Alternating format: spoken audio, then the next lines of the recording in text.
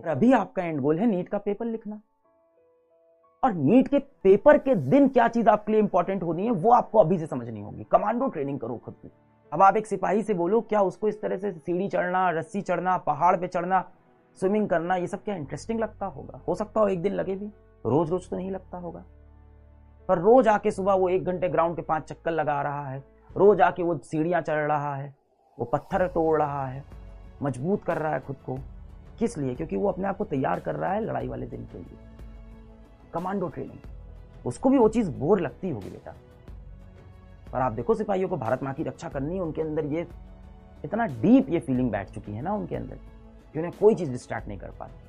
जीतेगा वो नहीं जो कमरे में बैठ के सिर्फ तैयारी कर रहा है, जीतेगा वो जो लगातार देख रहा है कि पेपर कैसा आता है, रणभूमि में कैसे खेलना है, वो अभी से सोचना पड़ेगा। सीरियस होकर तैयारी करो बेटा, एक बार एकदम सीरियस हो, हंसी मजाक वाली नहीं। यहाँ ये पढ़ लेते हैं अच्छा लग रहा है, ये नहीं पढ़ते नहीं अच्छा लग रहा है, फिजिक्स में एक चैप्टर अच्छा लगा, बैठे हुए उस पर 20-20 दिन, अच्छा है, कोई बुराई नहीं है। पर फिर वो नीट का सिलेक्शन भूल जाओ ना, दोनों हाथ में लड्डू थोड़ी मिलेगा, चुन लो ना उसमें से। फिजिक्स बहुत अच्छी लग रही, बहुत अच्छी बात है, आगे चलेंगे फिजिक्स से पीएचडी कर लेंगे। फिर नीट की तैयारी क्यों कर रहे हो? दिल टूटेगा ना यार।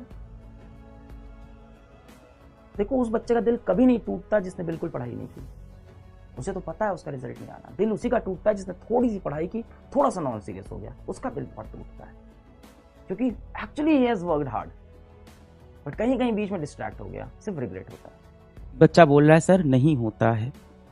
अब देखो बेटा, कठिनाई तो है,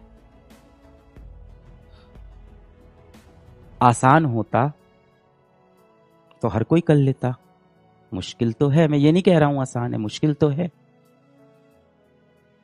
आपने जीवन में बड़ा लक्ष्य ले लिया है, आपने जीवन में यह लक्ष्य ले लिया है कि मैं अपने गरीब माता पिता को, अपने गरीब घर को रोशन कर दूंगा। ये लक्ष्य आपकी पीढ़ी में और भी लोगों ने लिया, जाहिर सी बात है वो इस चीज में सफल नहीं हुए, इन्हीं कारण से कहीं ना कहीं हम आज भी गरीब रह गए। अब आपने ये लक्ष्य लिया है तो ये मुश्किल तो है, पर माता पिता का आशीर्वाद अपने साथ है, दिल में सच्चाई ईमानदारी है, पूरा होगा बेटा।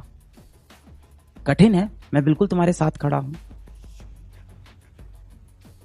कोई नहीं आता इस समय आपकी मदद करने। मुश्किल वक्त इंसान हमेशा अकेले जीता है।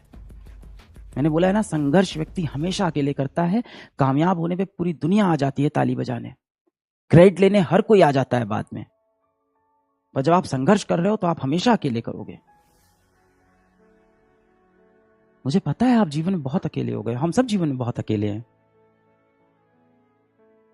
पर सफलता के लिए वो जरूरी है।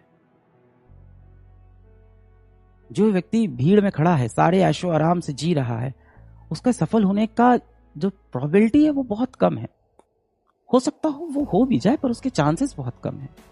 उसके सफल होने का सबसे बड़ा कारण यही हो सकता है कि उसके माता पिता पहले से सक्षम रहे हों, उसके माता पिता पहले से सक्षम हों, पहले से अमीर हों, वो उसका फ्यूचर सेट कर देंगे।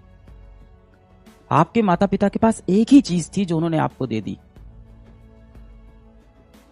थोड़े बहुत पैसे जिससे इसको आप वो पढ़ा रहे हैं। कुछ गिने चुने पैसे थे उनके पास, कई बार वो पैसे भी उधार लेके वो आते हैं और बस ये चाहते हैं कि आप पढ़ लिख के कुछ कर जाओ। बिना पढ़े लिखे भी कर सकते हो, मैं ये नहीं कह रहा। एक बच्चा पूछ रहा है सर आपका सिलेक्शन हुआ था? नहीं बेटा, मेरा तो सिलेक्शन नहीं हो पाया, मैं तो नहीं सेलेक्ट हुआ था, अब बच्चों को सेलेक्ट करा रहा हूं।